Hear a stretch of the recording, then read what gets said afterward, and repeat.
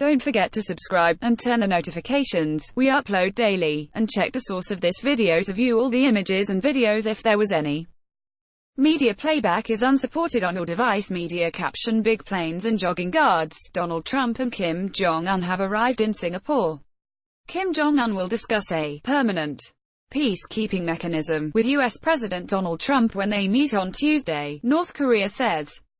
Both leaders have arrived in Singapore in preparation for their much-anticipated, historic first encounter.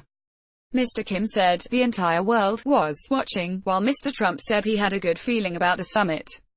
An editorial in North Korea's official state newspaper has hinted at a possible normalizing of U.S. ties. The U.S. wants North Korea to give up its nuclear weapons, but it is not clear what Pyongyang might want in return. The two leaders are staying in separate hotels, not far from each other. Mr. Kim is staying at Singapore's five-star St. Regis Hotel, while Mr. Trump is staying about half a mile away at the Shangri-La. They are scheduled to meet on Tuesday on the resort island of Sentosa. The Art of the Unconventional Deal. By John Sopel, BBC North America editor. Dare I say it, conventional politics would not have got us to the point where we are now. We are where we are because Mr. Trump has taken a sword and sliced his way through conventional diplomatic behavior. The U.S. president has said he hasn't prepped much for these talks. There was no need to.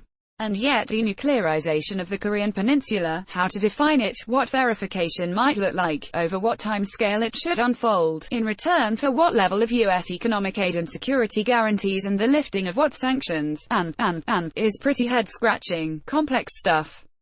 You can imagine the drumming of fingers in ante-rooms as officials wait to be told if there will be peace in our time, or whether it's all fallen apart and we're heading for the airport.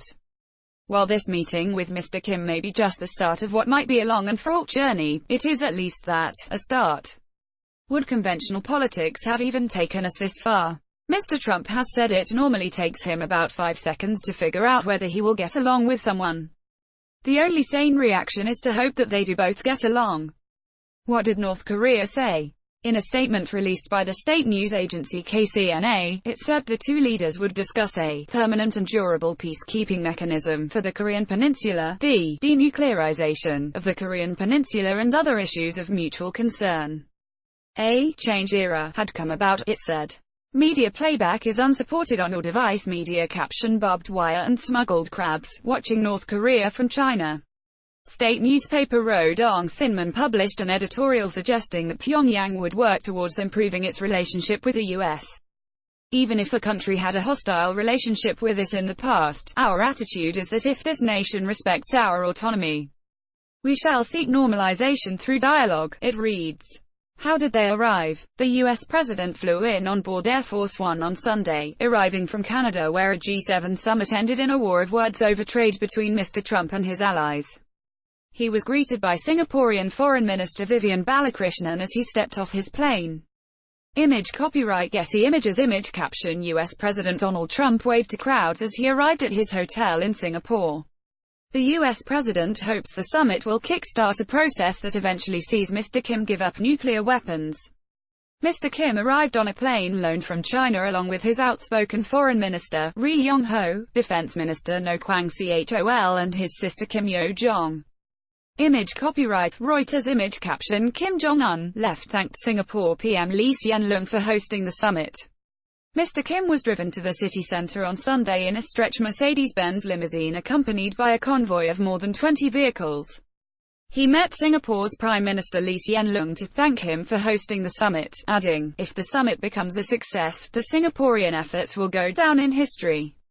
Read more about the summit here. How did we get here? Mr. Trump and Mr. Kim have had an extraordinary up-and-down relationship over the past 18 months, trading insults and threatening war before abruptly changing tack and moving towards a face-to-face meeting.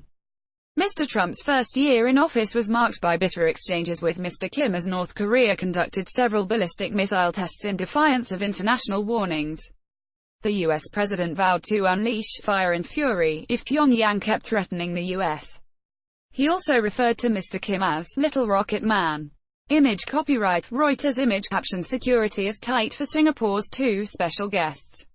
In return, Mr. Kim called him mentally deranged and a doted Despite the White House's maximum pressure campaign, the North remained defiant and carried out its sixth nuclear test in September 2017.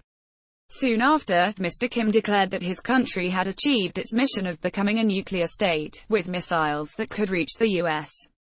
But in early 2018, North Korea began attempts to improve relations with South Korea by sending a team and delegates to the Winter Olympics in Pyeongchang.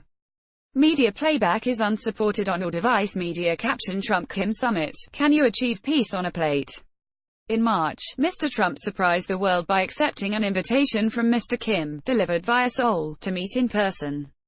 Since then, the path to the summit has been rocky, with Mr. Trump at one point calling it off completely.